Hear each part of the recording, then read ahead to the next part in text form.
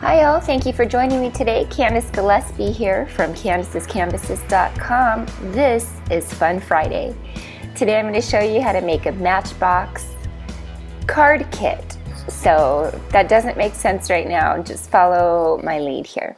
Okay, first things first, I'm grabbing my Stampin' trimmer and some of that chipboard that you get from on the behind of your Designer Series paper pack. That's going to measure 13.5 by 5 1/4, and it is a 12 by 12 piece. So what I've done to achieve the 13.5 measurement is I've just taken my scrap piece, lined it up on my cutting mat here that has a measurement, and I've lined that up with 13.5 inches. And then I glued it. Of course, I glued it together. Then I cut off the excess that was dangling over, and there's my 13.5 by 5, did I say 5 1/4? Now I'm going to score it along the length at 3/4, 4 3/16, 7 1/8, 11 3/16. Then using your bone folder, you're just going to give that nice burnished lines. Now before excuse me, before we seal that off and close it, we're gonna die cut this. Using our star framelits, the second from the largest is going to cut out a shape from the top of our sleeve here. Bringing in our die cutting machine to do the trick for us. Removing it, and there we go. There's our negative space. Now I'm bringing in some Typeset Designer Series paper, and that measures 3 5/8 by 5 1/8. And I'm going to take some Tombow Mono multi glue and just apply this adhesive on the face of this this sleeve where the star cut isn't. Turning that over and speed that up for you, I'm just going to gently cut out this image. Just kind of following the pattern there. That's one way you can do it. And then another way is you can just die cut them both at the same time. I just didn't think of it in time. So now we're going to apply a scrap piece of this cellophane wrapper stuff by applying a thin layer of Tombow along the edges of the star, and using our craft blade, we're just going to cut on the outside of that glue, and that adheres that window. Now it's time to glue our sleeve together. You just add glue to the 3/4 of an inch piece there, and then glue it together. Easy. Okay, now for the box that you pull out, you need a piece of chipboard that measures 8.5 by 9.5, and that's scored at 2 1/4 on all 4 sides. Here we're burnishing with our bone folder for nice crisp edges. And then kind of a method I use for all my box making is I cut straight up, and then I move to the tab and I cut a little pie piece out. Notice I do not cut out of the rectangle in the center here. And you do that on opposite sides for 4 times. Then I'm going to use the stripes in the Dots and Stripes stencil pack. And I'm just going to mask off some pieces here using some masking tape. I'm going to use my stencil at a slight slant like this, and using some sponge daubers I found was the best. So first I'm using basic gray, and I'm coming in from either sides meeting in the center, and that kind of gives it a nice highlight in the center. Then I move to Melon Mambo and Old Olive ink. Doing the same on the opposite side.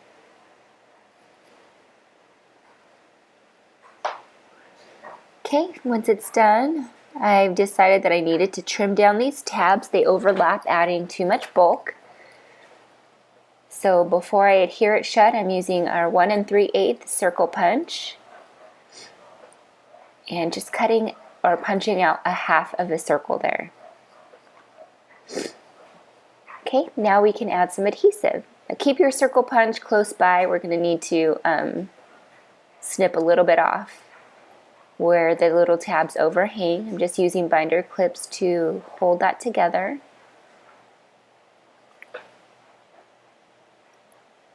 And here's where we're snipping off a little excess. Okay, put that aside. Now it's time to make a tray. Tray measures 6.5 by 5.5 and it's scored at 1 inch on all 4 sides. And we burnish it with our bone folder, of course, and use the same technique for box making, which is snipping out those little pie pieces, not touching the rectangle in the center, making sure to adhere the tabs to the inside. First dividing piece measures 10 1/8 by 2 inches, and I scored it every 1 1/8 inch, and I glued every second tab, and then I squished those together. The next dividing piece is 4 by 4 3/8, scored along the 4 3/8 edge at, I think it was 1, 2, and 3. And then you're going to slip that under the first piece that we set down. So don't glue that down, don't press it down really hard just yet. Okay, now we have our dividers divided. We're going to bring along another piece of Whisper White cardstock for a divider that measures 1 1/2 by 5 1/2. And that is going to be scored at 2, 3, and 4. Now the side with the 2 inches, you're not going to completely butt that up to the side, excuse me, but kind of center it a little bit more toward the right, you notice here. Now there's a dividing piece that's going to go in there. It's going to measure 2 by 4.5, and that's going to be scored at 3/4. My little 3/4, 1 3/4, and you'll have to go back and pause it. I forgot it, and I don't have my sheet. Bear with me. Next, you'll need 4 dividers measuring 4 by 1, and those are going to be scored at every inch. And then you'll just put adhesive on this one square, and that will make the little pop-up part of our tab. And then you glue those into the little, what are those, wells, I guess? And that divides those 4 into 8. Okay, so then just burnishing the adhesive into the paper fibers. And there's our little tray. So let's fill this bad boy up.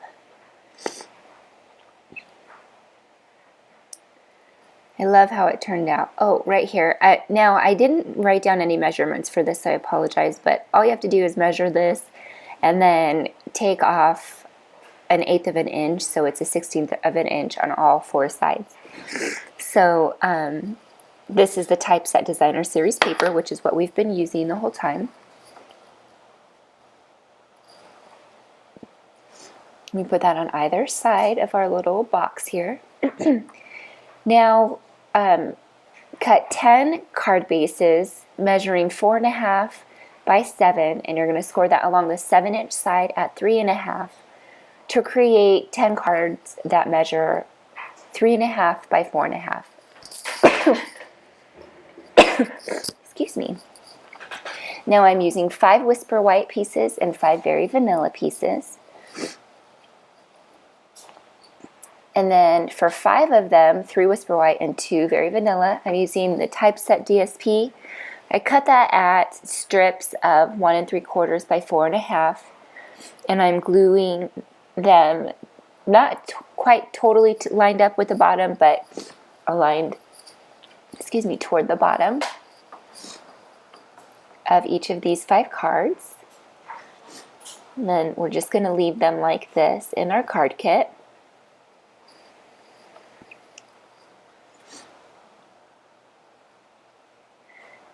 Now, using the same stenciling technique we did for the box drawer, we're going to stencil. I placed 3 of those cards strategically so I can just do this all in one go. We're going to do the same technique using the Old Olive, Melon, Mambo, and the Basic Gray, Classic Stampin' ink, and our sponge dauber. So those 3 are done, and they're nicely revealed. And then our last 2, going to do that at a diagonal, which makes these very fun. And doing the same exact thing with the Melon, Mambo, Basic Gray, and Old Olive. Okay, and all 10 cards are done.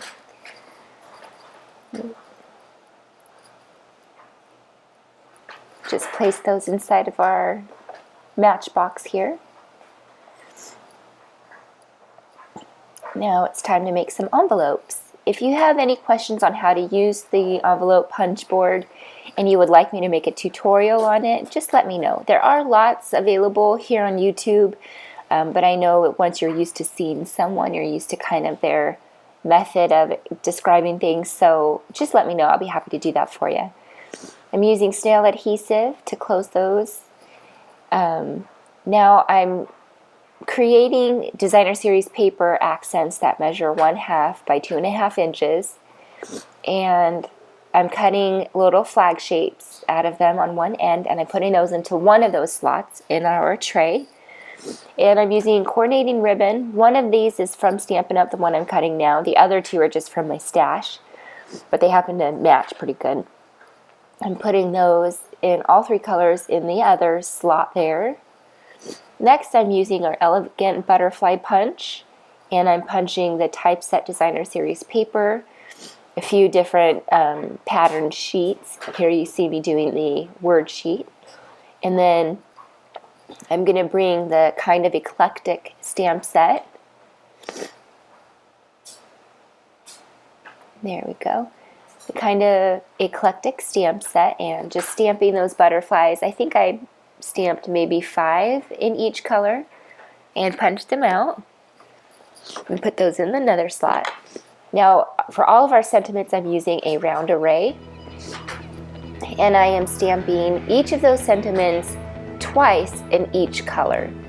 And I will punch these out using our 7/8 of an inch scallop circle punch, and on half of them, on one of each color, I'll put a dimensional as they rest in their bed of the slider drawer.